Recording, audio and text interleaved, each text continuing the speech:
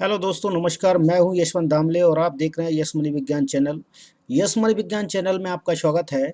आज के वीडियो में हम सीखेंगे प्रतिरोध की परिभाषा, साथ साथ में जानेंगे प्रतिरोध का सूत्र क्या है, उसे की सहायता से हम एक ओम को परिभाषित करना सीखेंगे और महत्वपूर्ण गुण इसके जो कि प्रतिरोध को प्रभावित करने वाले कारक हैं उनके बारे में विस्तार से जानेंगे। तो आइए शुरू करते हैं।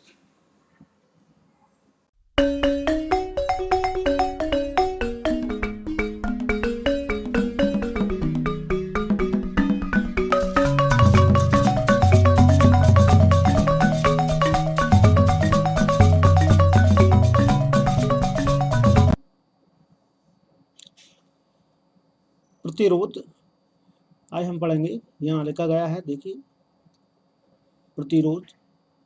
और प्रतिरोध है क्या? किसी चालक तार में बहने वाली विद्युत धारा के मार्ग में उत्पन्न बाधा को प्रतिरोध कहते हैं। कोई भी चालक तार है, उसके मार्ग में विद्युत धारा बह रही, उसमें जो उत्पन्न बाधा है उसे प्रतिरोध के नाम से जाना जाता है। इसे हम दूसरे प्रकार से भी समझने का प्रयास करते हैं। प्रतिरोध को एक दृष्टि में मैं आपको बताने का प्रयास करूंगा। मान लीजिए कि जैसे कोई एग्जाम्पल के तौर पर ले रहा हूं मैं, ये कोई पथवे है, रास्ता है जिस पर कोई गाड़ी चल रही है। ठीक है, इस रास्ते पर कोई गाड़ी चल रही है और गाड़ी जो चलती है, उस गाड़ी को जब हम देखते हैं कि गाड़ी जो चल रही है, गाड़ी में सबसे पहली बात, कोई भी रास्ते पे गाड़ी चल रही है तो गाड़ी के चलने में अगर कोई बाधा आ जाए, रुकावट आ जाए, ठीक है ना, रुकावट आने से तात्पर्य है रास्ते में खड्डे हों, ठीक ना, रास्ते में दूसरे वाहन सामने से क्रॉस करने लगे, तो ये समस्या जहाँ पर आती है वो एक प्रकार की रुकावट है। ठीक है, वो एक प्रकार की मार्ग में रुकावट है सामने वाले वाहन को जाने के लिए। ठीक है, तो यहाँ पर ये रुकावट ही वास्तव में उसके लिए बाधा का काम करती है। जैसे हम रोड पे चलते हैं, जब हम रोड पर चल रहे हैं तो उसके सामने कोई वाहन का आना, किसी जानवर का आना या रोड पर गड्ढों का होना, तो ये एक प्रकार से उसके मार्ग में रुकावट ही है, वाहन के मार्ग में रुकावट पैदा कर रहा है। ऐसे ही विद्युत धारा के मार्ग में भी जो रुकावट आती है उन्हें हम प्रतिरोध कहते हैं। ठीक है, तो इस श्रेणी में हम प्रतिरोध को इस प्रकार से समझ सकते हैं। ठीक, और यह प्रतिरोध का जो संकेत है उसे आप देखेंगे तो प्रतिरोध को हम आर से प्रदर्शित करते हैं, आर से डिनोट करते हैं। ठीक है ना, इसे हम कैपिटल आर से प्रदर्शित करते हैं। इसे मापने की जो इकाई होती है उसे हम ओम में मापते हैं। प्रतिरोध को हम मापते हैं ओम में।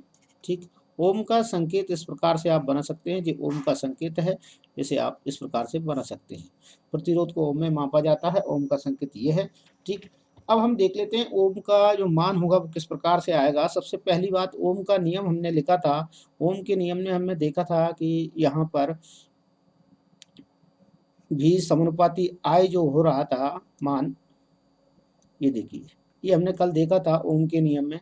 समानुपाती का निशान हटाने पर हमको बराबर का निशान साइन रखेंगे और यहाँ एक समानुपातिक स्थिरांक रख देते हैं, जिसे हम प्रतिरोध बोल रहे थे आर, वो हमने यहाँ रख दिया है। अब आर का मान हमें फाइंड आउट करना है, तो आर का मान फाइंड आउट करने के लिए आर बराबर हम यहाँ मान रख सकते हैं इसमें V बटे आई। ठीक, तो ये एक हमें प्रतिरोध का मान प्राप्त हो जाता है, जिसे हम कहते हैं, वास्तव में ये प्रतिरोध को ज्ञात करने का सूत्र है और प्रतिरोध को इस सूत्र के जरिए हम ज्ञात कर सकते हैं। ठीक है, प्रतिरोध को इस सूत्र के जरिए हम ज्ञात कर पाएंगे, जिसे देख पाएंगे हम।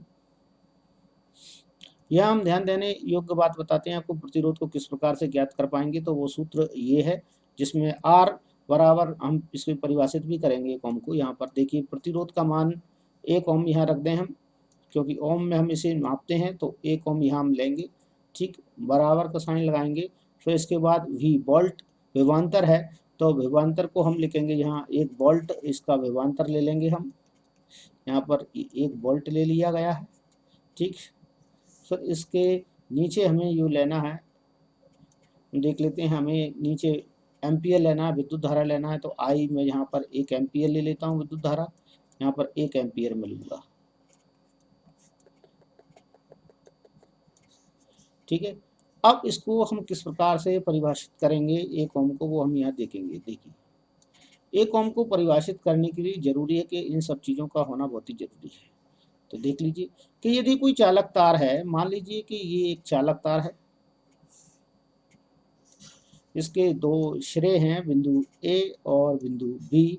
ये कोई एक चालक तार है और चालक तार में विद्युत धारा प्रवाहित हो रही है। तो यहाँ हम देखेंगे कोई विद्युत धारा इस दिशा में प्रवाहित हो रही है, ठीक है, इस डायरेक्शन में प्रवाहित हो रही है।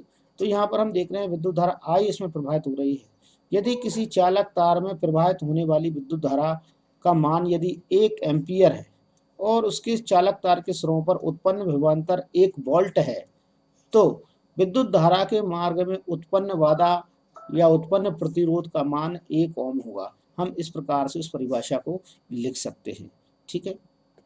मैं आपको फिर से बता देता हूँ बोलकर, कोई दिक्कत नहीं है इसमें, ठीक है। यदि किसी चालक तार में बहने वाली विद्युत धारा का मान यदि 1 एम्पियर है और इसके सिरों पर, चालक तार के सिरों पर लगाया गया विभवांतर 1 वोल्ट है, तो विद्युत धारा के मार्ग में उत्पन्न प्रतिरोध का मान 1 ओम होगा। ये आप इस प्रकार से इसमें लिख सकते हैं, ठीक। यहाँ तक तो हमारा प्रतिरोध को परिभाषित करने वाली परिभाषा हो जाएगी, उसका ज्ञात करने वाला नियम हो जाएगा। अब हम इसके बाद नीचे की ओर चलते हैं। इसे प्रभावित करने वाले कारक हम देख लेते हैं, प्रतिरोध को कौन कौन से कारक प्रभावित करते हैं। प्रतिरोध को प्रभावित करने वाले कारक यह हम पढ़ेंगे। प्रतिरोध को प्रभावित करने वाले कारक कौन कौन से हैं, तो जान लेते हैं प्रतिरोध को प्रभावित करने वाले कारक कौन कौन से हैं। फर्स्ट नंबर पर देखते हैं, सबसे पहले प्रतिरोध को प्रभावित करने वाले कारकों में सबसे पहले नंबर पर दिया है, देखते हैं इसमें चालक तार की लंबाई इसमें सम्मिलित है। चालक तार की लंबाई से तात्पर्य होता है आर समानुपाती एल। चालक तार का प्रतिरोध उसकी चालक तार की लंबाई के समानुपाती होता है, अर्थात जितना ज़्यादा चालक तार की लंबाई होगी, सपोज दैट मान लें, इस प्रकार से मान के चलते हैं, जितना ज़्यादा हमारे पास, जैसे हम मानते हैं रनवे है या पथवे है, रोड है, जितना ज़्यादा लंबा रोड है उतनी ज़्यादा वेरिएशंस या भिन्नताएं या बाधाएं हमें रास्ते में देखने को मिल सकती हैं, जितना ज़्यादा लंबा रोड है। आपको जैसे यदि हम मानते हैं कि यहाँ से जहाँ तक जाना है, तो यहाँ से आपको मान लीजिए 2 किलोमीटर तक जाना है, तो 2 किलोमीटर के बीच में आपको कम बाधाएं में मिलेंगी। फिर आपको 4 किलोमीटर जाना है, 4 किलोमीटर जाना है, तो 4 किलोमीटर के बीच में बाधाएं और बढ़ जाएंगी। आपको 6 किलोमीटर जाना है, 6 किलोमीटर जाना है, तो 6 किलोमीटर के बीच में बाधाएं और बढ़ेंगी। 8 किलोमीटर जाना है, बाधाएं और बढ़ जाएंगी। आपके मार्ग में बाधाएं आती रहेंगी, कहने का तात्पर्य तार जितना लंबा होगा उसमें चालक तार में बहने वाली विद्युत धारा के मार्ग में प्रतिरोध का मान भी उतना ही अधिक होता चला जाता है। जैसे कि हम रोड के लंबाई के आधार पर समझ रहे हैं कि जब हम रोड पर चलते हैं, आपको 10-5 किलोमीटर जाना है, कम रुकावटें आएंगी, और 10-5 किलोमीटर से ज़्यादा किलोमीटर जाना है तो आपको ज़्यादा रुकावटें सामने आ सकती हैं। तो ये इस प्रकार से आप इसे ध्यान में रख सकते हैं कि चालक तार की लंबाई बढ़ने के साथ साथ उसके प्रतिरोध का मान भी बढ़ जाता है, ऐसा आप इसमें लिखेंगे, ठीक है। तो चालक तार की लंबाई बढ़ने के साथ साथ इसमें प्रतिरोध का मान भी बढ़ जाता है।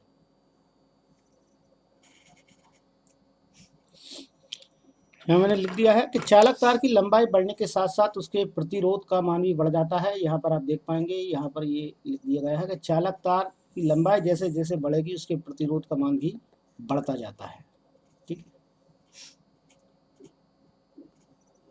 दूसरा नंबर हम देख लेते हैं, चालक तार पर के दूसरे नंबर पर क्या है।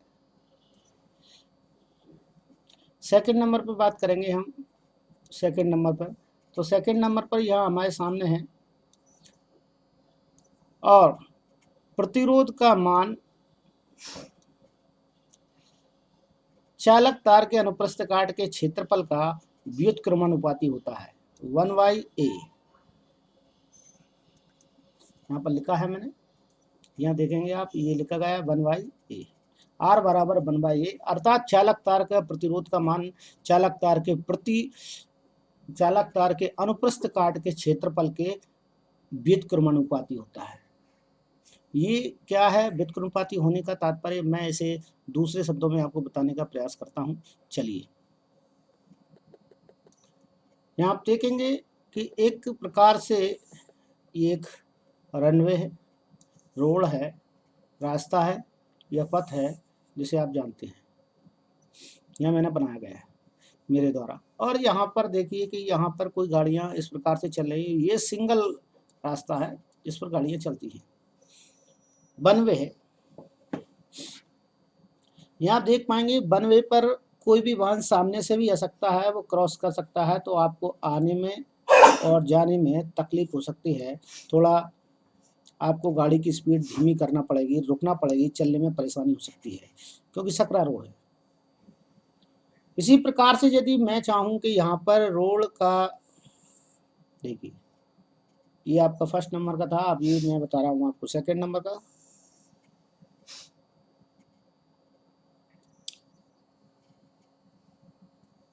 रोड की चौड़ाई बीच में से बढ़ा दी गई है। अब एक तरफ से जाना और दूसरी तरफ से आने का काम होगा। यहाँ से आप देख पा रहे होंगे, ऐसा नहीं है, लेकिन ये वास्तव में यहाँ से भी जाएगा, यहाँ से भी वाहन जा सकता है, यहाँ से भी जा सकता है, ये इस प्रकार से वाहन चल रहे हैं, ठीक है। और इमरजेंसी में वाहन यहाँ से भी गुजर सकता है और सामने से कोई वाहन यहाँ से भी आ रहा है। तो यहाँ की अपेक्षा, अर्थात मैं ये कहूँगा कि फर्स्ट नंबर वाले रास्ते की अपेक्षा सेकंड नंबर के रास्ते से जाना थोड़ा सुविधाजनक रहेगा, क्योंकि रोड की चौड़ाई ज़्यादा है, तो यहाँ पर एक्सीडेंट होने की या आपको वाहन की स्पीड कम करने की संभावना कम होगी। तो रोड की चौड़ाई बनने के साथ साथ वाहन की स्पीड भी मेंटेन की जा रही है, अर्थात स्पीड बढ़ रही है। अब मैं थर्ड नंबर की बात करूंगा, तीसरे नंबर की बात करूंगा। तीसरे नंबर पे यदि आप 4 लाइन लें इस प्रकार से, देखिए एक,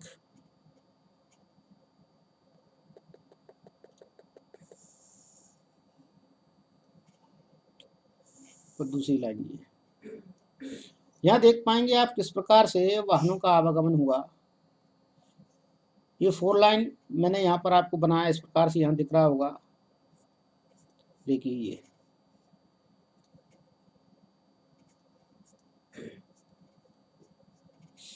यहाँ से केवल वाहनों में आवागमन जो होगा, इस साइड वाले वाहन केवल यहाँ से जाएंगे ही जाएंगे, कोई भी यहाँ से भी निकल सकता है, यहाँ से भी जा सकता है, और यहाँ से आने वाले वाहन लौट कर आएंगे, ठीक है। तो यहाँ पर चलने में ज़्यादा सुविधा है, नंबर 3 पर चलने में ज़्यादा सुविधाजनक रहेगा, स्पीड भी हमें कम नहीं करना पड़ेगी और रास्ते में रुकावट भी कम आएंगी। इससे तात्पर्य आप क्या समझते हैं, यहाँ देख लें इसका मीन्स है क्या। सबसे पहली बात कि यहाँ पर जो वाहन है, रोड नंबर 1 पर सकरा रोड है, वाहनों का आवागमन ज़्यादा है, रोड सकरा है, जिसके कारण रुकावटें ज़्यादा आएंगी। अर्थात कहने का तात्पर्य है तार पतला है तो वहाँ पर प्रतिरोध का मान ज़्यादा होगा। थोड़ा सा और मोटा कर दिया जाए तार तो वहाँ प्रतिरोध का मान थोड़ा कम हो जाएगा। और यदि रोड जैसे और भी ज़्यादा चौड़ा है तो वहाँ पर प्रतिरोध का मान ना के बराबर हो जाएगा, बहुत ही कम हो जाएगा, ठीक, ऐसा आप समझ सकते हैं।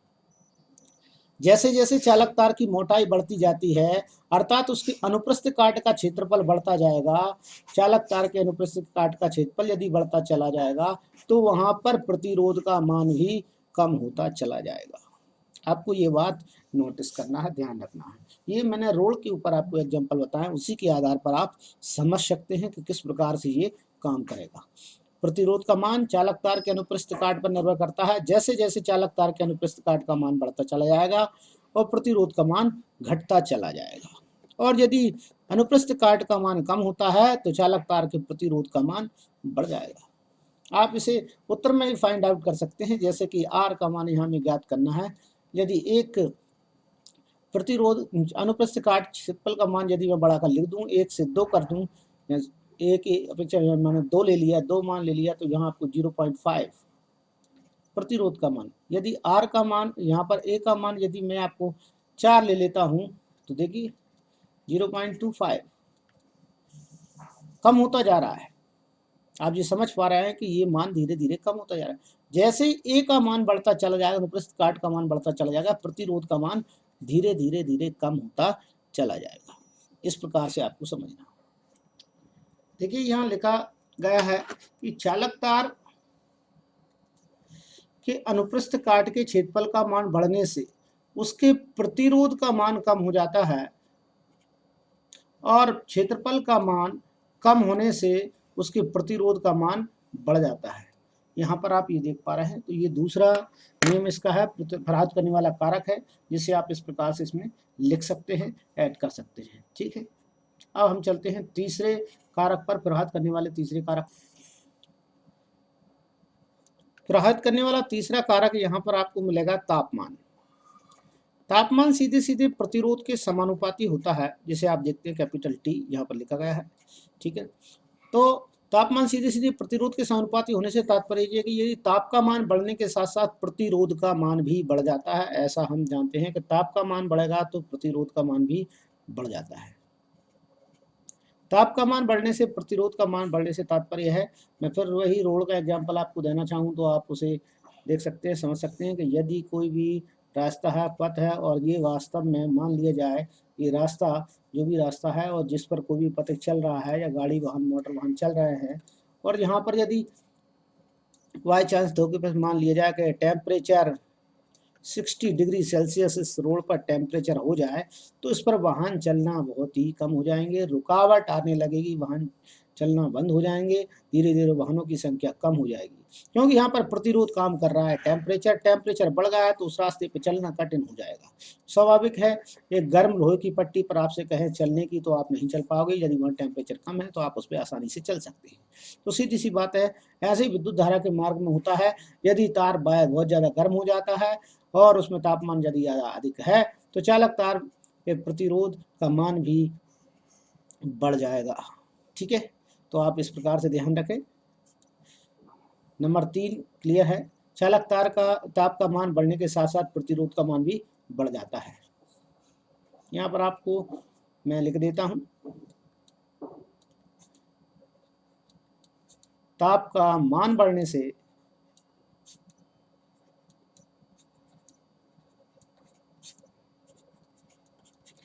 प्रतिरोध का मान भी बढ़ जाता है।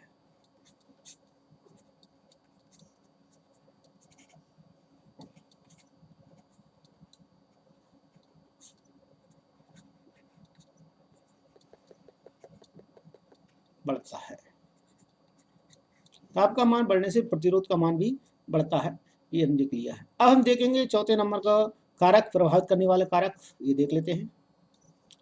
कारक नंबर 4 है इसमें प्रभावित करने वाला कारक फैक्टर, और चौथे नंबर का फैक्टर है पदार्थ की प्रकृति।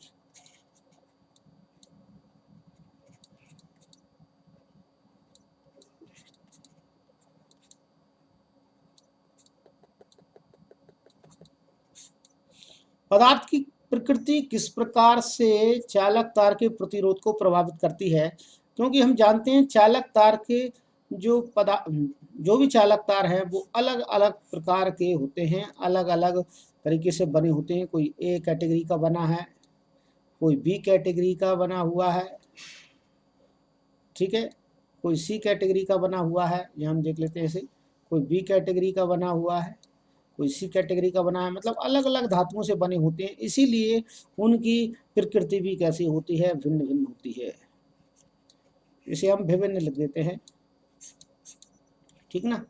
तो चालक तार अलग अलग प्रकृति के होंगे तो उनकी प्रकृति, जो प्रतिरोध की मात्रा हुई उनमें, वो भी भिन्न भिन्न रहेगी। ठीक है, इसलिए अपने विभिन्न प्रकार की प्रकृति इनमें पाई जाएगी, आप ध्यान रखेंगे, सीधा सीधा लिख देंगे।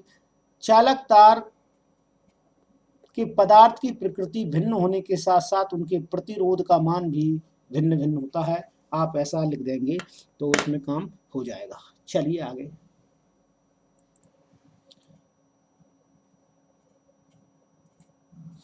आज की वीडियो में इतना ही।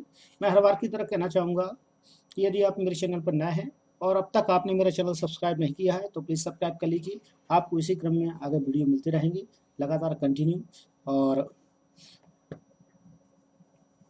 लाइक जरूर करें और दोस्तों के साथ में शेयर करें। लाइक मुझे बहुत कम मिल पा रहा है, मुझे ऐसा लगता है शायद मैं आपके स्तर से ना पढ़ा पा रहा हूँ, तो आप मुझे मार्गदर्शन दें और साथ साथ मुझे कमेंट्स में लिखें मैं किस तरीके से आपकी और पहुँच तक आ सकता हूँ।